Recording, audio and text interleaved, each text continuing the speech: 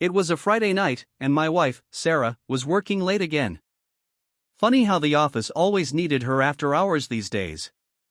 So, there I was, sitting at the kitchen table with a cold beer and a gut feeling that something wasn't right.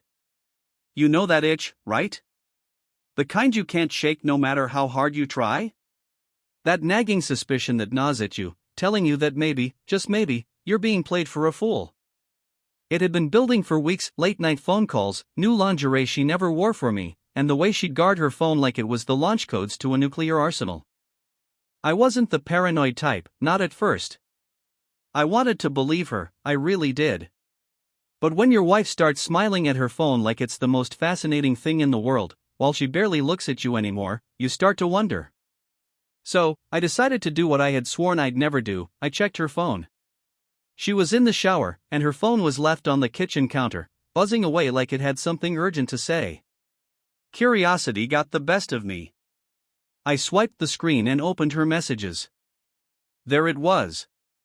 Not one of those friendly chats with her girlfriends or work messages like she always claimed. No, this was different. A message from a guy named D. Just an initial, because of course, they keep it cryptic when they're hiding something. The text read, "Can't wait to see you tomorrow.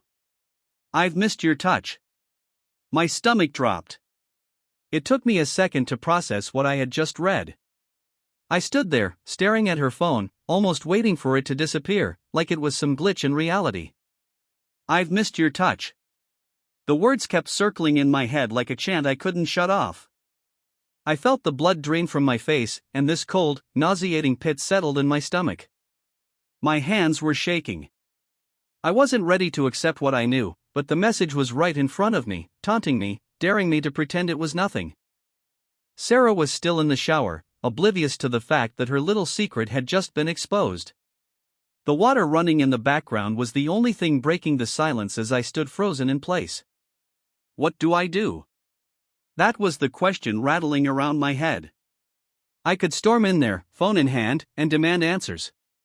But what was the point? I wasn't even ready to face her, let alone ask the questions I didn't want to hear the answers to.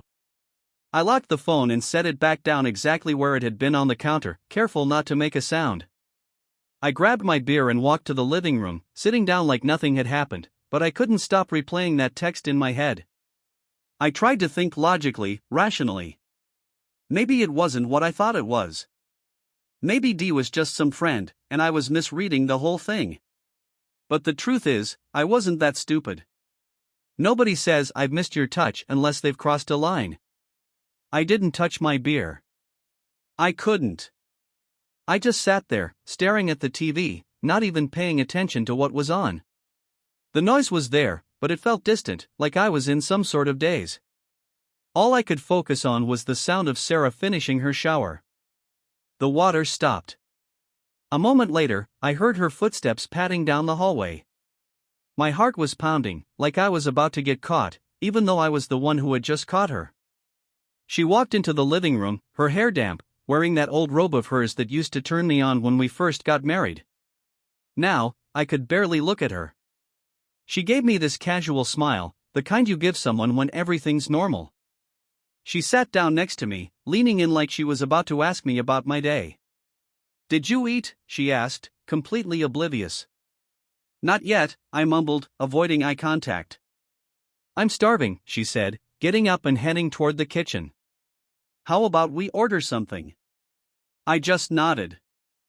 The last thing I wanted was to sit at a table with her right now, pretending everything was fine. I could feel the anger building inside me, but it wasn't quite anger yet. It was more like shock, confusion, and this horrible sense of helplessness. What was I supposed to do with this? There was no manual for moments like this, no step-by-step guide to dealing with the realization that your wife is cheating on you. Sarah ordered food, and we ate in silence. Well, she ate. I just pushed things around on my plate, trying not to say something I'd regret. I couldn't confront her. Not yet. I needed to be sure. The message could have been an anomaly, a one-off thing. But deep down, I knew it wasn't. That message wasn't just a crack in the wall of our marriage, it was a gaping hole. I needed to find out who D was and how long this had been going on. After dinner, Sarah disappeared into the bedroom to get ready for bed, and I finally let myself breathe. I needed time to think, to plan. I couldn't just fly off the handle and accuse her without more.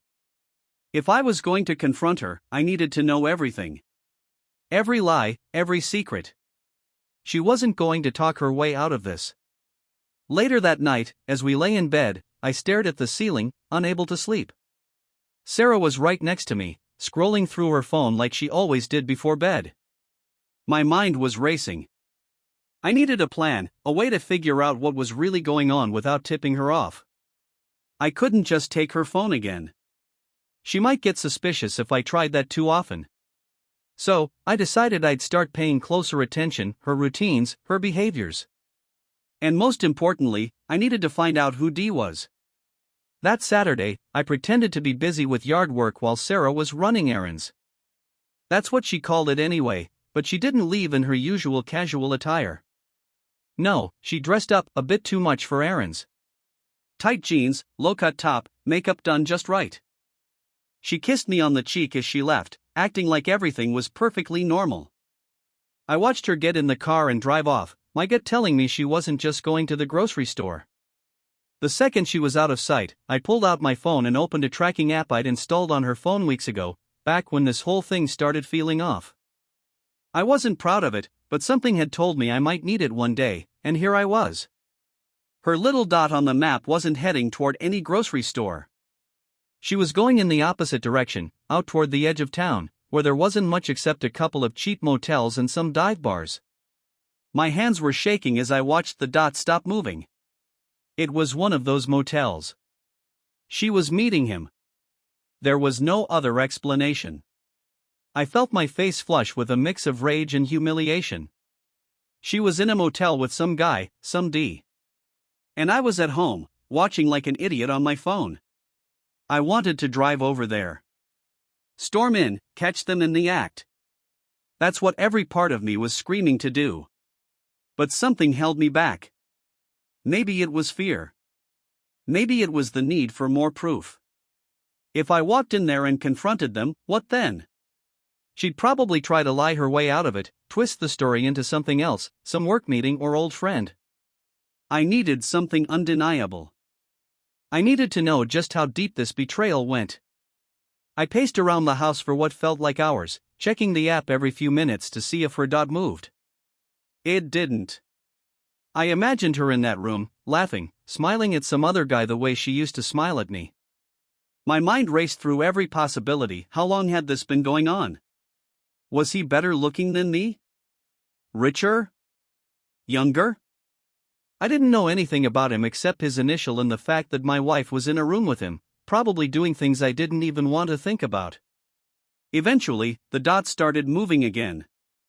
She was heading back home, and I tried to act natural, but it felt impossible. I was boiling inside, waiting for her to walk through the door like nothing had happened. I kept checking the clock, trying to predict what she'd say when she got back. Would she be late? Would she have some bullshit story about traffic or a store closing early? I was trying to prepare myself for the lies, to catch her in them, but when she finally came through the door, she didn't offer any excuses. She just smiled at me like she always did, asked me how the yard work was going, and then kissed me on the cheek again. She didn't smell like him. She didn't look guilty. But I knew. I fucking knew. She grabbed a bottle of water from the fridge and casually mentioned she'd been at the gym, as if it was the most normal thing in the world. I just nodded, playing my part in this charade. I wasn't ready to explode just yet. I wasn't done digging. That night, while she slept, I couldn't. I lay there in bed, staring at the ceiling, thinking about the past few months every late night, every weird excuse. It all added up. There was no doubt in my mind anymore. My wife was cheating on me, and it wasn't just some innocent flirtation. This was full-blown, deep betrayal. I needed more, though. If I was going to confront her, I couldn't do it half-assed. I needed to know everything. I needed to find D. The next morning, while she was in the shower, I grabbed her phone again. She was more careful now, no obvious messages from D, nothing incriminating at first glance. But I was determined. I went through her app list, her emails, everything. And then I found an app I'd never seen before, something she must have downloaded specifically to keep this hidden. It was one of those secret chat apps, the kind that hides messages behind a fake screen. I opened it, and there he was. D. His profile picture wasn't anything special, just some generic sunset. No name, just that stupid initial. I scrolled through their messages, and there was no mistaking it now. They had met at least a dozen times, in different places, different motels. He was younger, from the sound of it, and they weren't just hooking up. There were feelings involved. He was talking about their future, and how he couldn't wait until she left me for him. That was the moment something inside me snapped. I didn't care about being calm or rational anymore. This wasn't some mistake or a one-night thing. This was real. My wife had been sneaking around with this guy for God knows how long, and I had been sitting at home, clueless. I spent the rest of that Sunday in a haze of rage and disbelief. My hands itched to pick up that phone and smash it into the wall. Or better yet, I wanted to show her the texts, shove it in her face, and demand an explanation right then and there. But that wasn't enough for me. I wasn't going to give her a chance to wriggle her way out of this. I needed to see her squirm, watch her try to justify the unjustifiable, and know that every lie she had ever told was about to collapse in on her. The worst part was, she had no idea that I knew. She went through the motions of a typical Sunday like everything was fine, cooking breakfast, tidying up the living room, chatting about our plans for the next week. I could barely look at her, and every time she opened her mouth, it took every ounce of control not to explode. My heart was pounding, and I felt this tightness in my chest that wouldn't go away. She'd ask me questions, and I'd respond with grunts or half-hearted answers. If she noticed anything strange in my behavior, she didn't show it. I kept thinking, how the hell can she be so casual about all this? She's here, making plans for the week, and she's probably got another rendezvous with D lined up, like none of this was happening. I knew I couldn't sit on this much longer, or I'd lose my mind. That night, after the kids were in bed and she was sitting on the couch, I finally decided it was time. No more waiting. I couldn't keep pretending everything was fine. I had to get this out, and I needed to see her face when I confronted her with what I knew. I walked into the living room and sat down across from her. She looked up from her phone, giving me that same casual smile. "What's up?" she asked, like we were about to talk about what to watch on TV. "Who's D?" I asked, flat and direct. Her smile faded immediately. The color drained from her face, and for a split second, I saw it, the look of someone caught red-handed. She blinked, her mind clearly scrambling to figure out what I knew and how much. She shifted in her seat, like she suddenly felt uncomfortable. What do you mean?" she stammered, trying to play dumb. I didn't blink. I didn't move. "Don't play dumb with me, Sarah. Who the fuck is D?" She bit her lip, her eyes darting away from me. "I don't know what you're talking about," she muttered, but the way her voice trembled told me everything I needed to know. I pulled out my phone, the anger rising to the surface. I opened the texts, the ones I had copied from her secret app. I'd saved screenshots, just in case she tried to delete them and claim there was nothing there. I shoved my phone in front of her face, showing her the message, "Can't wait to see you tomorrow. I've missed your touch." Her eyes widened in horror as she stared at the screen. She opened her mouth to speak, but no words came out. It was like she couldn't process that I knew. For a moment, she just sat there, frozen, the reality of the situation finally sinking in. "How long?" I asked, my voice low, trembling with restrained rage. She swallowed hard, her hands trembling as she fidgeted with the hem of her shirt. It's not what you think," she said, her voice barely above a whisper. "Bullshit." I snapped, standing up so fast the chair nearly tipped over. "How fucking long, Sarah?" She flinched at the sound of my voice, tears welling up in her eyes, but I wasn't moved. "Not this time. Not after everything I'd seen." "A few months," she finally admitted, her voice shaky. I laughed bitterly, pacing back and forth in front of her. A few months? A few fucking months, and you didn't think to mention it? My mind was racing, replaying every interaction we'd had for the last several months. Every kiss, every time she told me she was going out with friends, every night she came home late, all of it, a lie. It wasn't supposed to happen, she said, her voice cracking. She buried her face in her hands, sobbing, but I wasn't buying the act. I didn't mean for it to go this far. It just happened. Oh, it just happened? I spat. So, what? You just tripped and fell into his bed? Her sobs grew louder, but I wasn't having it. I wasn't going to let her tears distract me. I wanted answers, and I wanted them now. Who the hell is he? Some guy from work? Someone you met online? Who is this asshole? She wiped her eyes, sniffling, trying to pull herself together. His name's David. We met at the gym. I stopped pacing, staring at her. The gym?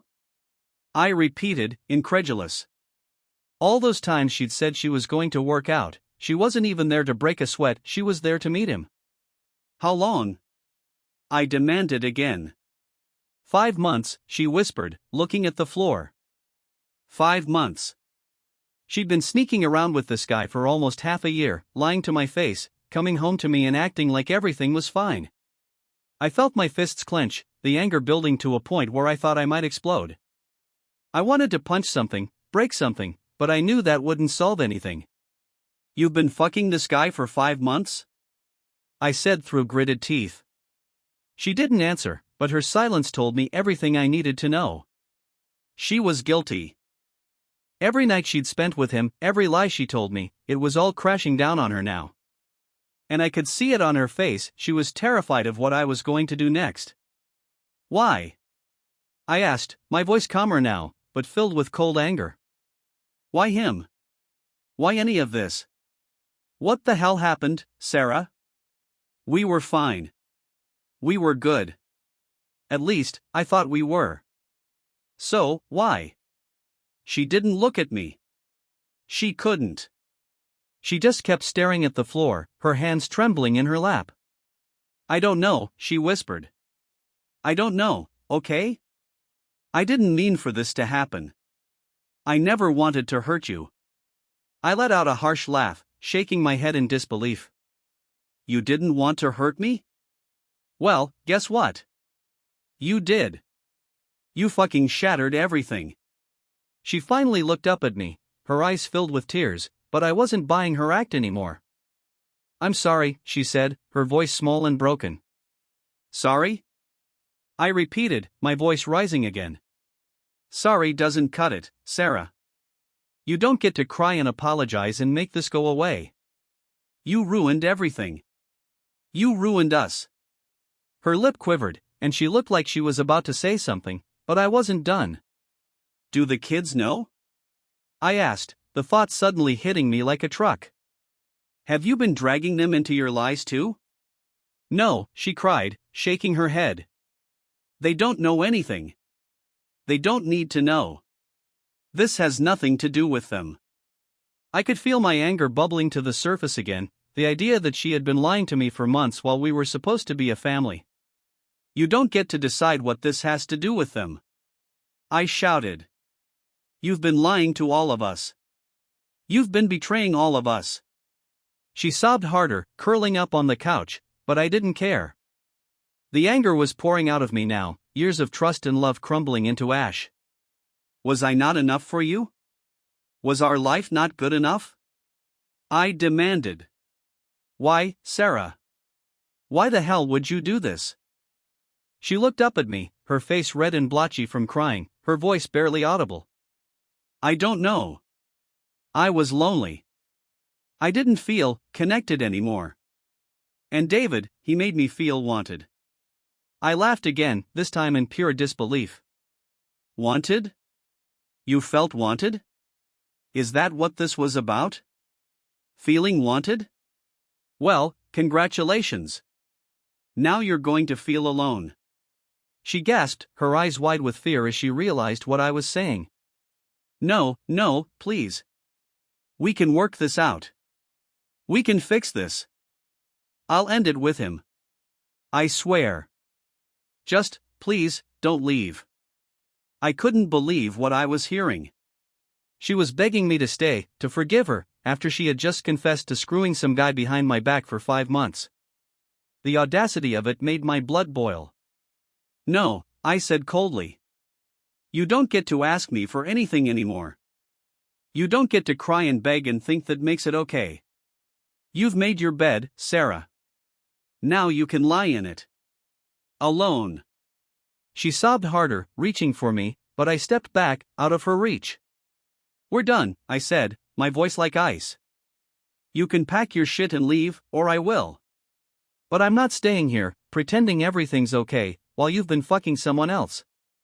Please, she whispered, her voice breaking. I love you. I didn't mean for this to happen. I'll do anything to fix it. I shook my head, disgusted. Love? You don't get to throw that word around like it means something. You threw it away the moment you met him. She collapsed onto the couch, sobbing uncontrollably, but I didn't feel a shred of pity. I was done. Done with her lies, done with her excuses, done with pretending this marriage wasn't already dead. I turned and walked out of the living room, leaving her there to cry. I didn't care anymore. The damage was done, and there was no coming back from this. I slammed the bedroom door behind me and leaned against it, trying to catch my breath.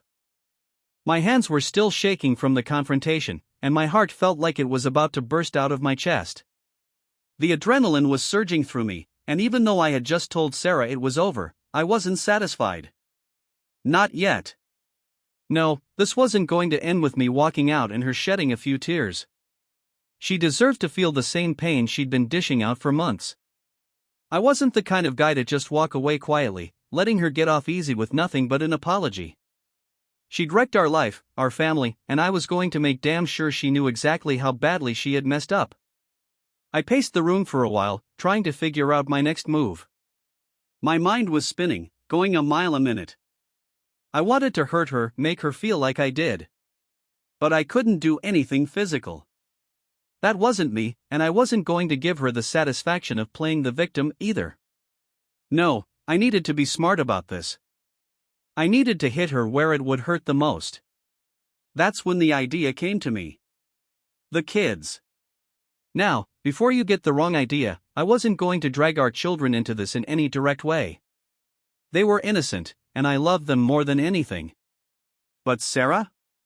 Sarah had been lying to them too, pretending to be the perfect mom while sneaking off to meet her boy toy. She'd been balancing both lives, playing the devoted wife and mother while carrying on an affair, and I was about to tip that scale and watch her whole charade crumble. I knew exactly what would break her. It wasn't me leaving. Hell, she could probably live with that. It was losing the kids, knowing that they would see her for what she really was. That's what would destroy her. She had worked so hard to maintain this image of herself as the glue holding the family together, the devoted mother who could do no wrong. But I was going to tear that apart piece by piece. I walked over to the dresser and pulled out my phone. I'd been sitting on a goldmine of evidence ever since I found out about her affair, screenshots of the messages, photos of her location at motels, everything.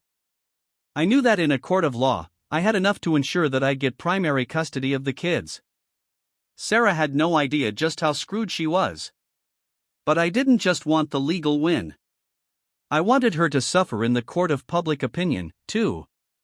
I wanted everyone to know what she'd been doing behind closed doors. Her friends, her parents, even her co-workers, they all thought she was this innocent, loving wife. I wanted to shatter that illusion and watch the fallout. I scrolled through my phone and found the group chat Sarah had with her closest friends, Lisa, Marie, and Kelly. They'd all been friends for years, and they were the ones she always gossiped with. They probably had no idea what was going on, or maybe they did. Who knows? Either way, they were about to find out. I uploaded a few screenshots of her texts with D, making sure the timestamps were visible. Then I attached a message to the group. You all deserve to know the truth. Sarah's been sleeping with a guy named David for 5 months. Here's the proof. Maybe you can help her figure out what she's going to do now because I'm done. I stared at the screen for a few seconds before hitting send. The minute I did, I felt a rush of satisfaction. I imagined the looks on their faces when they opened the chat, reading the messages between Sarah and her lover. That little circle of friends she held so close was going to implode, and Sarah would have to face them. I wasn't done yet. I went back to the photos I'd saved, the ones showing her GPS location at motels. I compiled them into an email, attaching a few more of the juicier texts for good measure. This one wasn't going to her friends. This one was for her parents, people who thought Sarah could do no wrong. I typed out a short, direct message. I thought you should know what your daughter's been doing. This is why our marriage is ending. I hesitated for a moment before hitting send, wondering if this was going too far. But the rage burning inside me squashed any second thoughts. Sarah had betrayed me, lied to me, and destroyed our family. She deserved to face the consequences, and I was more than happy to deliver them. I felt a strange calm wash over me after sending that email. It wasn't a good feeling, it was more like a numbness, like my mind was checking out of this entire nightmare. I didn't care anymore. I was past the point of being angry. Now, it was just about finishing what I started. Sarah was still in the living room, crying quietly. I didn't bother going back out there. I didn't want to see her face. Instead, I packed a bag. Just a few things, clothes, essentials. I didn't plan on staying here tonight, and I didn't care where I ended up. I just needed to get away. Before I left, I wrote her a note. I wasn't going to say any more to her face. I was done talking. I scribbled the words quickly, not caring if they were neat or not. You have until the morning to get out. Take whatever you need, but leave the kids out of this. I'll be back tomorrow to talk about the next steps. You can explain this to them however you want, but we're done. I left the note on the kitchen table, right where she would see it when she finally pulled herself together. Then I grabbed my bag and walked out of the house without another word. I didn't look back. I got in the car and just started driving. I didn't know where I was going, and I didn't care. I just needed to get out, to breathe, to think. I drove aimlessly for a while, trying to wrap my head around everything that had happened in the last 24 hours. My mind was racing, but it all felt distant, like I was watching it happen to someone else. Eventually, I ended up at a bar on the outskirts of town. It was quiet, the kind of place where nobody asked questions. I sat down at the bar and ordered a drink, not caring what it was. The bartender didn't ask questions either, he just handed me the glass and walked away. I downed it quickly, hoping it would numb the pain that was still gnawing at me from the inside. I thought back to Sarah sitting in the living room, her face pale, her eyes wide with fear. I wanted to feel satisfied with what I had done, but instead, I just felt hollow. I wasn't sure what I had expected. Some sort of release? A sense of closure?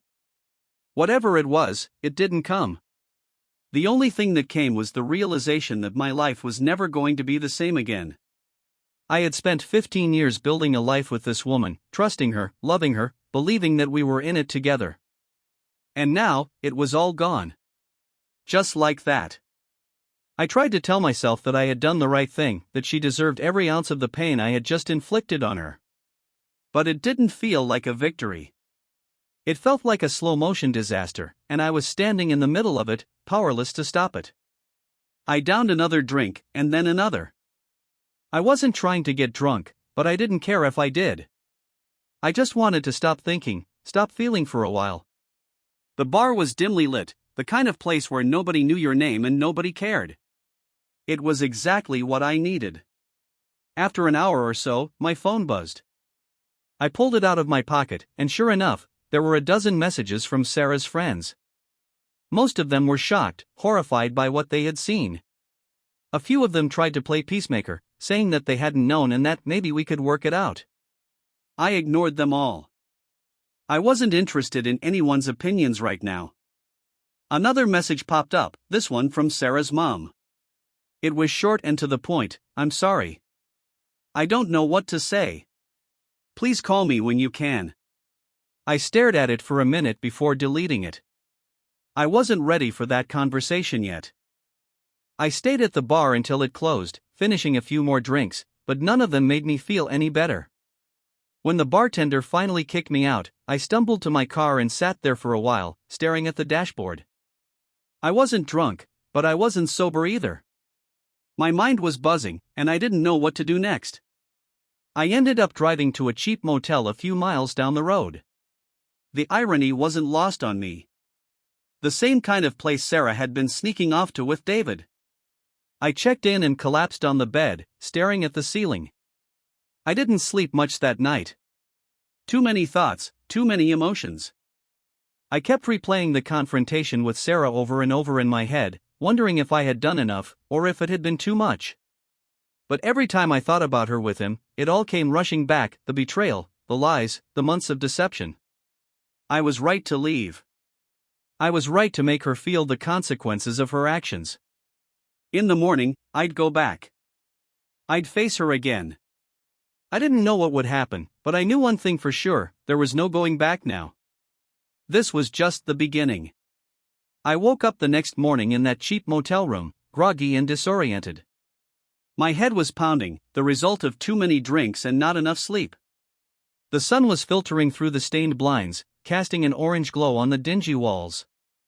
I sat up slowly, trying to shake off the fog of the previous night. My phone was buzzing on the nightstand, but I didn't feel like dealing with anyone. I knew what the messages would be: Sarah's friends, her parents, maybe even Sarah herself. I ignored it. I wasn't ready to face her, not yet. Not until I finished what I started. As I sat there, trying to get my bearings, my thoughts shifted to the real target. The person who had been right there with her, carrying on behind my back like I was some fool. David. The man who thought he could sneak into my life, into my marriage, and take what was mine. He was just as guilty as Sarah, maybe even more.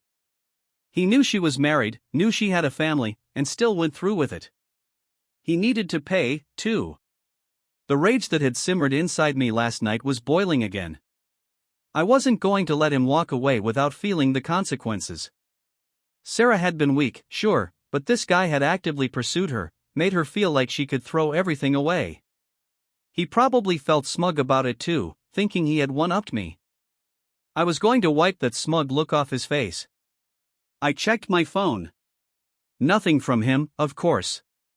He was probably lying low, hoping Sarah would smooth things over, maybe thinking I'd never find out his full identity.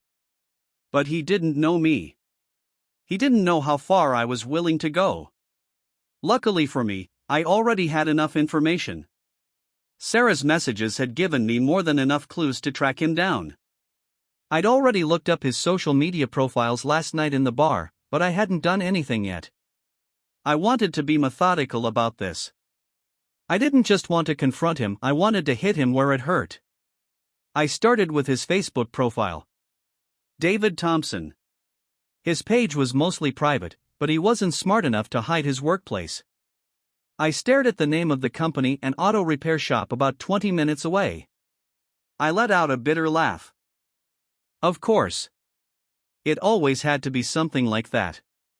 Some mechanic who probably thought he could charm his way into anyone's life with his rugged looks and easy charisma.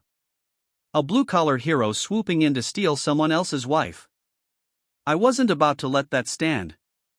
I took a deep breath, grabbed my things, and headed out of the motel. I had no intention of making this quick or easy for him. As I drove to the shop, my mind raced with all the things I wanted to say, all the ways I wanted to make him pay. He didn't deserve some casual confrontation, some argument in a parking lot where he could laugh it off and walk away. No, I wanted him to feel it. I wanted him to lose just like I had. His job, his reputation, his dignity, I was going to strip it all away. When I arrived at the repair shop, I parked a few blocks down and walked the rest of the way, making sure to scope out the place before doing anything rash. The shop was busy, cars parked in the lot, mechanics bustling around, customers dropping off vehicles. I spotted David right away, working on a car near the back of the garage. He was easy to pick out, the only guy who fit Sarah's descriptions: tall, muscular, with that arrogant swagger. He didn't see me at first, and that was fine by me. I wasn't going to approach him just yet. Instead, I walked up to the front desk and asked to speak with the manager. I had a plan, and I was going to execute it perfectly. The manager came out a few minutes later, wiping grease from his hands as he greeted me. I shook his hand and introduced myself, pretending to be a potential customer. I kept my tone friendly, casual, making small talk about the business. "Is David around?" I asked, keeping my voice light. "I heard he's the best guy here." The manager looked proud. "Yeah, David's one of our top guys." "What are you looking for?" "He's great with diagnostics, engine repairs, you name it." I nodded, pretending to be impressed. "I've heard. That's actually why I'm here. He helped my wife out recently. She had some car trouble, and she mentioned him." The manager smiled. "That's great to hear.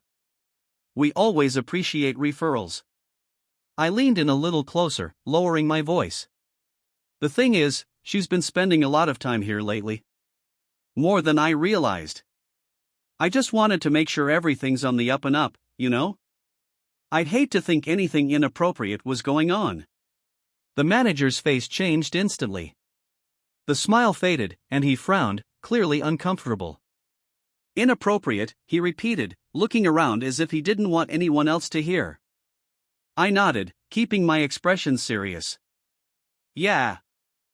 I don't want to jump to conclusions, but you know how it is. Sometimes these things happen." The manager shifted uneasily. "I can assure you, we run a professional operation here.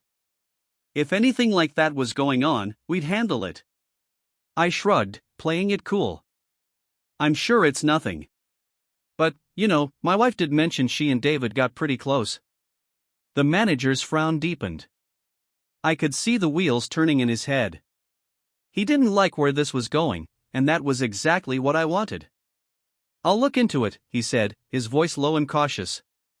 I gave him a small, fake smile. "I'd appreciate that. I'd hate for there to be any misunderstandings. You run a good business here, and I'd hate to see it get a bad reputation." His expression hardened at that, and I knew I'd struck the right chord. No small business owner wants a scandal, especially not one involving an employee and a customer's wife. I left the shop, feeling satisfied with the seeds I'd planted. But I wasn't done yet. This was just the first part of my plan. I wasn't going to let David walk away from this without losing something important. He'd already cost me my marriage, my family. Now it was time for him to lose too. I drove back to the motel and parked in the lot, pulling out my phone to go over my next steps. I'd already found David's social media, and now it was time to make sure everyone in his life knew what kind of guy he really was. I wasn't going to let him hide in the shadows while I picked up the pieces of my life. I started with his Facebook. I didn't have access to his private posts, but I didn't need to. His friends list was public, and that was enough. I started messaging his friends, one by one, pretending to be someone who'd found out something concerning about David's behavior. I kept the messages vague at first, just enough to spark their curiosity. Then, when they responded, I dropped the bomb screenshots of his messages with Sarah, photos of their motel meetups. Most of them were shocked. A few of them tried to defend him, but it didn't matter. The damage was done. The more people I reached, the wider the circle of gossip would spread. I wanted to make sure everyone in his life knew what kind of person he really was, a guy who had no problem wrecking someone else's marriage for a quick thrill. I wasn't just stopping with his friends, though. I tracked down his family members, his sister, his cousins, even his mom. I didn't care how low it felt. I was going to make sure they all knew the truth. I sent them the same messages, the same evidence. I wanted to destroy every bit of his reputation, make sure he couldn't show his face without someone whispering behind his back about what he'd done. As the messages went out, I sat back, watching the responses roll in. Some of them were horrified, others were angry, but the best ones were the ones where people turned on him. I could see friendships falling apart in real time, and it was exactly what I'd wanted. He thought he could sneak around with someone else's wife, but now he was the one who'd have to face the consequences. I spent the rest of the day working on the next part of my plan. I knew where David worked, and I knew how these kinds of businesses ran. Reputation meant everything to them. Customers trusted their mechanics to be honest, hard-working people, and if word got out that one of their employees was involved in a scandal like this, it would hurt the business. I was counting on that. I spent the afternoon compiling a series of online reviews, posting on every platform I could find: Yelp, Google, Facebook. I left detailed accounts of how David had been inappropriate with my wife, how he'd used his position at the shop to cross boundaries with customers. I made sure to leave just enough details to make the story believable, but not so much that it looked like I was out for revenge. By the time I was done, I had a series of reviews up, each one painting David as a sleazy, untrustworthy guy who couldn't be trusted around women. I knew it wouldn't take long for those reviews to start making an impact. Potential customers would see them, and even if they didn't believe them completely, the seed of doubt would be planted. It wouldn't take much to start hurting the business. I sat back, feeling a sense of satisfaction wash over me. David had taken something from me: my marriage, my trust, my sense of stability. But I wasn't going to let him get away with it. I was going to make sure he lost just as much, if not more.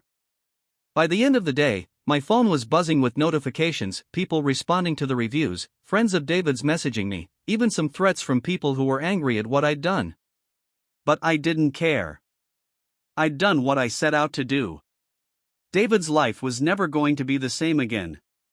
And that was exactly what I wanted. I spent the rest of that day glued to my phone, watching the fallout. Messages poured in from Sarah's friends, David's friends, and even a few strangers who had seen my online reviews. Everyone had something to say. Some were shocked, others outraged, and a few even tried to offer sympathy. But none of it really mattered to me. I had started the fire, and now I was just watching it burn. Sarah hadn't reached out, though. Not a text, not a call. Nothing. I guess I shouldn't have been surprised. She was probably still in shock after the confrontation last night. But that silence ate at me, even as I told myself I didn't care. After everything that had happened, I thought I'd feel relief. I thought I'd be able to let go of some of the anger, the betrayal. But it wasn't that simple. It's never that simple. I knew I had to go back to the house and face her again. The note I'd left was clear: I was giving her time to pack her things and leave. But now that the dust had settled a bit, I wasn't sure what I wanted anymore. I had every intention of walking back into that house and telling her it was over for good, that she needed to get out of my life and never come back. But some part of me, some stupid, masochistic part of me, still wanted to hear what she had to say. Did I want her to beg? Maybe. Did I want her to explain why she thought she could betray me like this? Absolutely. But I wasn't sure any explanation would be enough. I'd been playing out the conversation in my head all day, imagining how it would go. I wanted her to break down, to admit everything, to finally come clean without trying to twist things in her favor. But knowing Sarah, I didn't expect it to go that way. I threw my bag in the back seat and drove home. The whole way there, I kept thinking about what was coming. I wasn't nervous. I wasn't afraid. It was more like this low, steady dread, the kind that settles in your chest and doesn't leave. I knew that after this conversation, there'd be no going back. We were already beyond the point of no return, but this would make it final. It felt like the end of something I'd spent 15 years building, only to watch it collapse in the space of a few days. I pulled into the driveway just as the sun was setting. Sarah's car was still there. For some reason, I half expected her to be gone already, to have packed up and left while I was away, maybe even leave a note of her own telling me how sorry she was. But she hadn't. She was still there, still waiting.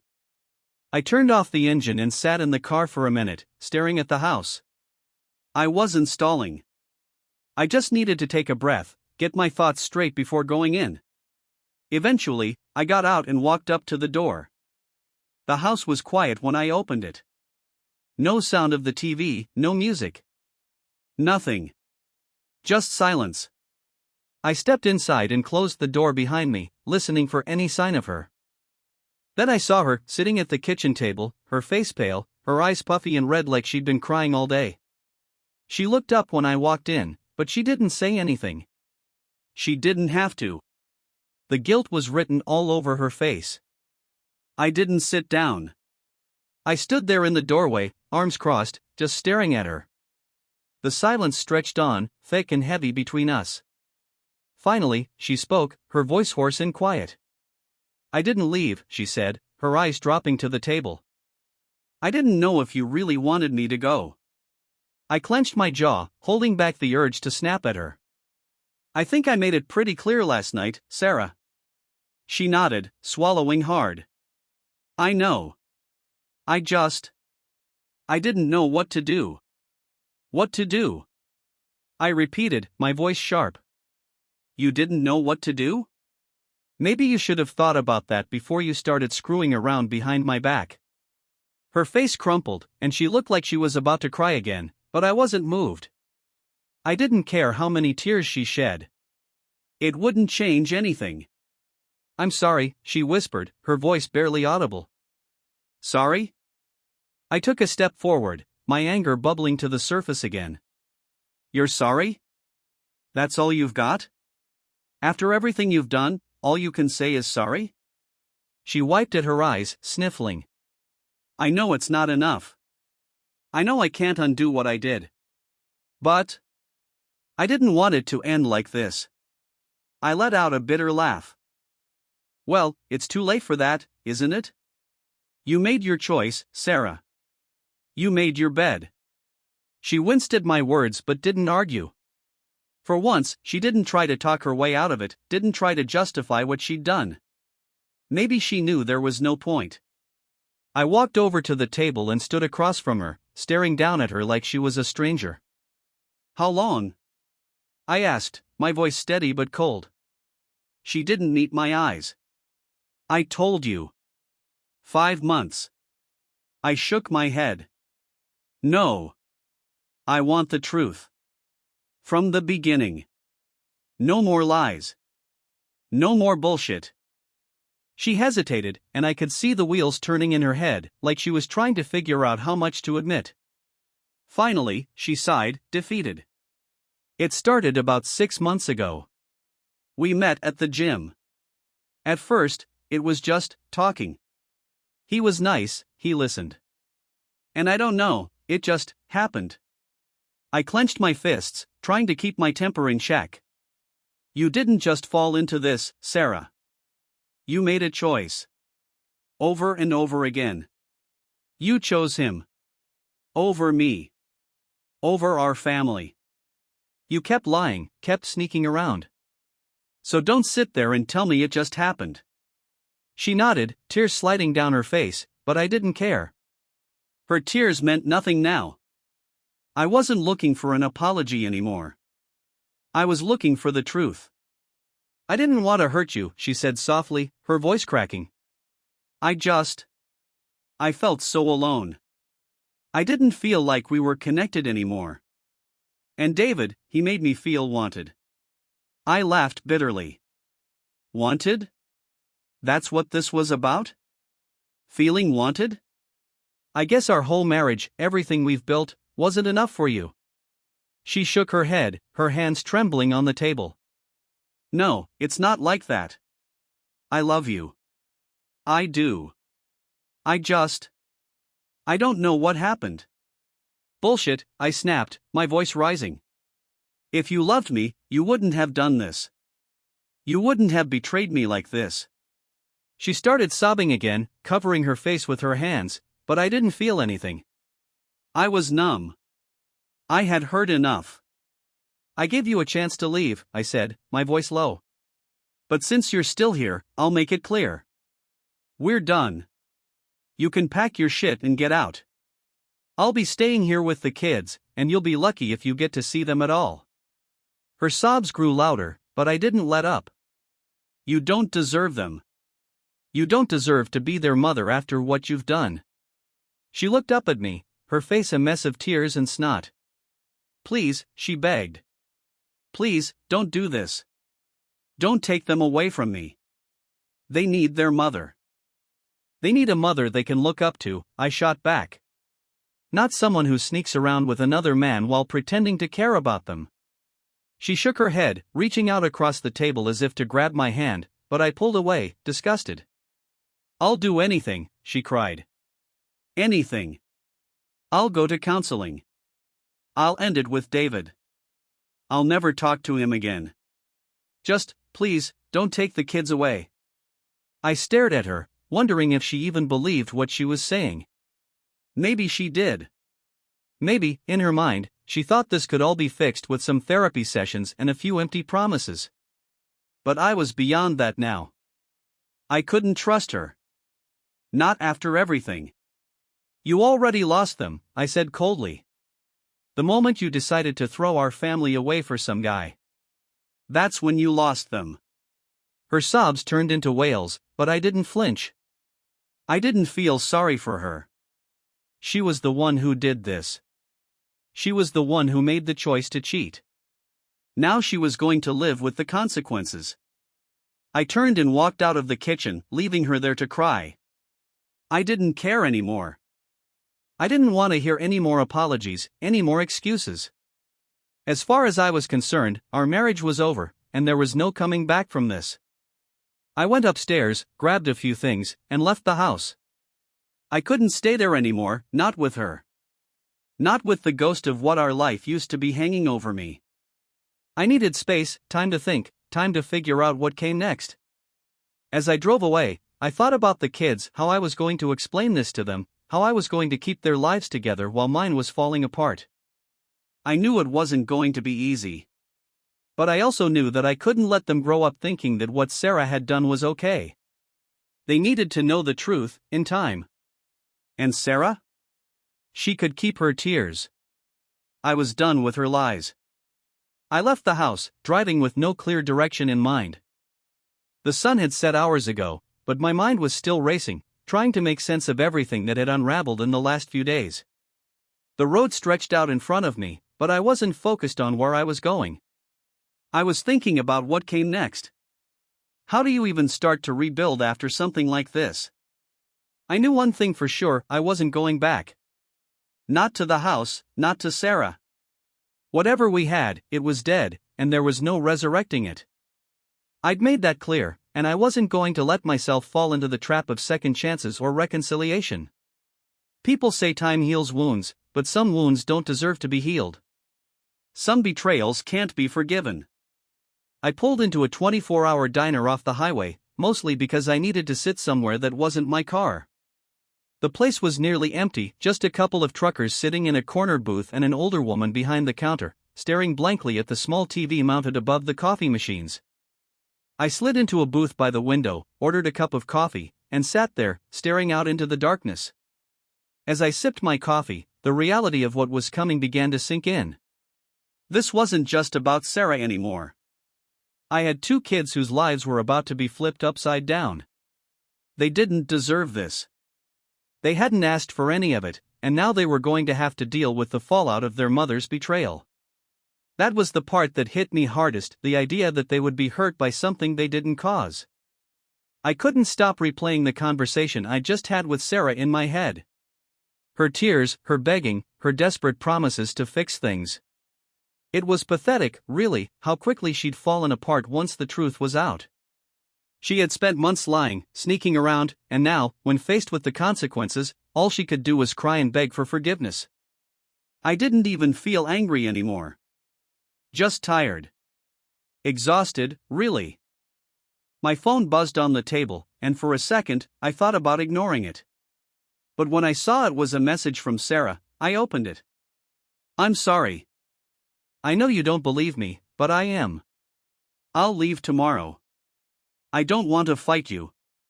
I'll figure out what to say to the kids." I stared at the screen, feeling nothing.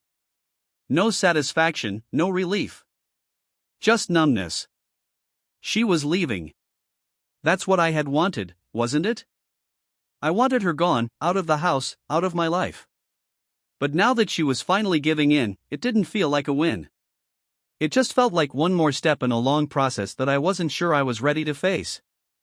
I put the phone down, not bothering to respond. There was nothing left to say. We'd already said everything that mattered, and no amount of sorry was going to change what had happened. She was right about one thing, though. She needed to figure out what to say to the kids. That wasn't a conversation I was looking forward to, but it had to happen.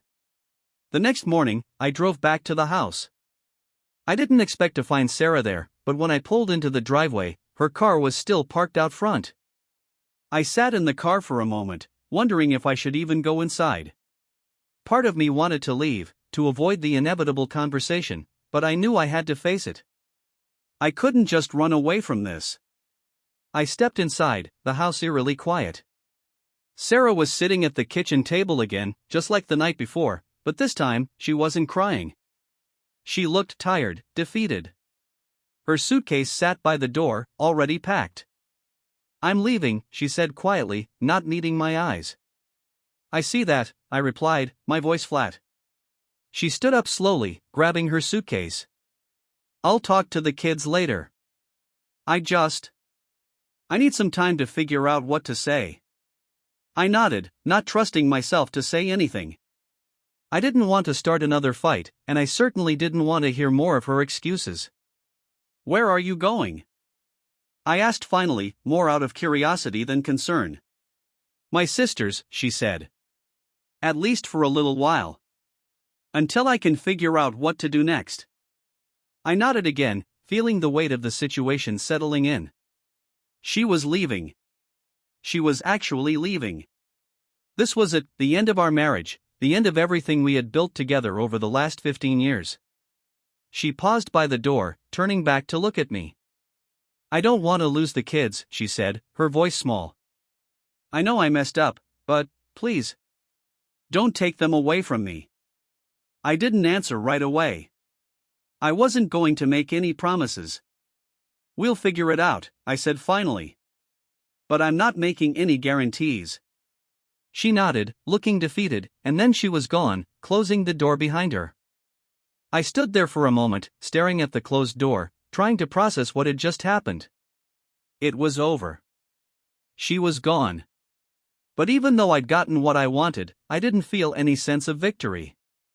There was no relief, no closure. Just the quiet realization that my life was never going to be the same again. The next few days were a blur of awkward conversations with the kids and meetings with my lawyer. I didn't tell the kids everything, not yet. I couldn't bring myself to explain the full extent of their mother's betrayal. I just told them that Mom was going to stay with Aunt Megan for a while, that things were going to be different for a bit, but that we both still loved them. They didn't take it well.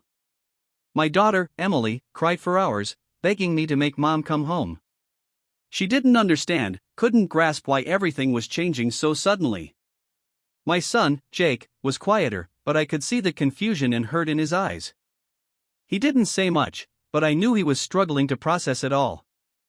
As much as I wanted to comfort them, to tell them everything would be okay, I couldn't lie. I didn't know if things would be okay. I didn't know how long it would take for us to recover from this, if we ever would. In the meantime, I started meeting with my lawyer to begin the divorce proceedings. I wanted full custody of the kids, and with the evidence I had of Sarah's affair, I was confident I could get it. But it wasn't about winning. It wasn't about punishing Sarah. It was about protecting my kids, making sure they had stability in their lives, something they could count on when everything else was falling apart. Sarah had tried to reach out a few times, sending messages about the kids, trying to arrange times to talk to them, but I kept it brief. I wasn't interested in having long conversations with her anymore. I didn't need to hear her explanations or her apologies. We were done, and the only thing left to sort out was how to co-parent without tearing our kids apart in the process. A month later, the divorce papers were officially filed. Sarah and I had met a few times to discuss custody arrangements, but those conversations were always tense and awkward. She was still living with her sister, trying to figure out her next steps, but I didn't ask about her life anymore. It wasn't my concern. As for me, I threw myself into work and taking care of the kids. Every day was a struggle, trying to keep things normal for them when nothing felt normal anymore. Emily was still having a hard time, acting out at school, refusing to talk to me about what was bothering her. Jake was quieter, keeping to himself, but I could see the cracks forming in him too. I wanted to fix everything for them, to take away their pain, but I didn't know how. One night, after I'd put the kids to bed, I sat down at the kitchen table with a drink, staring at the empty space across from me where Sarah used to sit. I thought back to all the years we'd spent together, the good times, the bad times, everything in between. And I realized something: I wasn't angry anymore. I wasn't sure when it had happened, but the rage I'd felt, the betrayal, the hurt, it had all faded into something else. Not forgiveness. I wasn't ready for that, and maybe I never would be. But acceptance. Acceptance that this was my life now, that Sarah was no longer part of it, and that I had to move forward without her. I didn't know what the future held for me, or for the kids, but I knew one thing for sure: I wasn't going to let this break me. I wasn't going to let Sarah's betrayal define the rest of my life. I had a family to take care of, a life to rebuild, and that was all that mattered now. So I finished my drink, turned off the lights, and went to bed alone, but ready to face whatever came next. Because this was my life now, and for the first time in a long time, I felt like I was in control of it again.